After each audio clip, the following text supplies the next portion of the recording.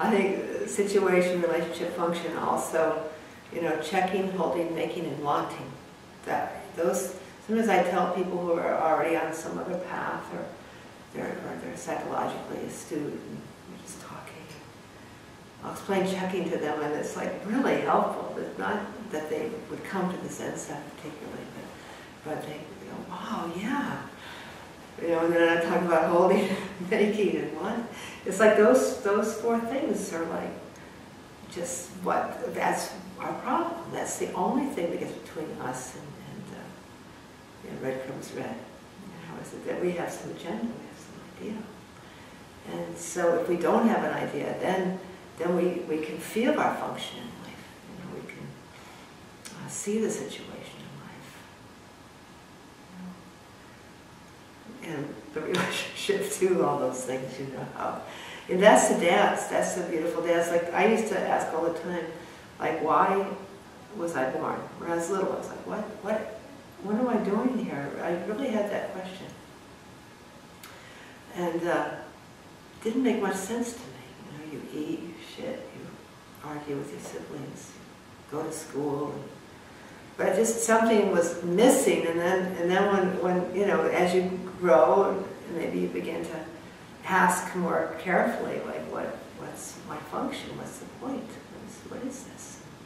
So again, that's something that I think that if you ask that, then you begin to get it, and it's so nice that Sansanin put it into those words. And we often talk about believe in yourself. That's because you have some sense of relationship, function, situation.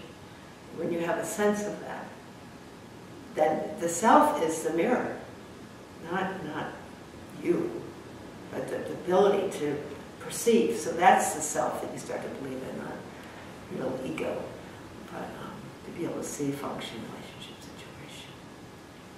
You don't understand don't know, or else you'd know that. So what is don't know? And just you learn that, okay? Because yeah. It's so funny because I always try to explain don't know to people, and I tried to for a long time. My koan was what is don't know, which is a great koan, really great. And I remember driving home from work one night. We had bought this property, and I worked 3 nights a week. I already had my child, and she was maybe 1 or 2 years old. So I started working nights, and so I was driving home in the morning. It's 7:30, coming back to the Zen Center from Providence, and I was asking. I still wasn't so clear about don't know. I go straight don't know. So anyway, I was really tired. Of course, I'd been up all night, probably up all day the day before, so I was driving home. And I just remember asking that koan, and for me, my koan, not some formal, but my confusion about what actually is don't know. And it was just this thing where I was in my car, just driving home, and I went, don't know. That's don't know. I didn't know, so that was don't know. I mean, I got that doubt, and that not knowing is just that. And then what do you have? You have that clarity. You weren't thinking about anything else, you just don't know. But then the space is created. And that's the space is the don't know. Your doubt, allowing,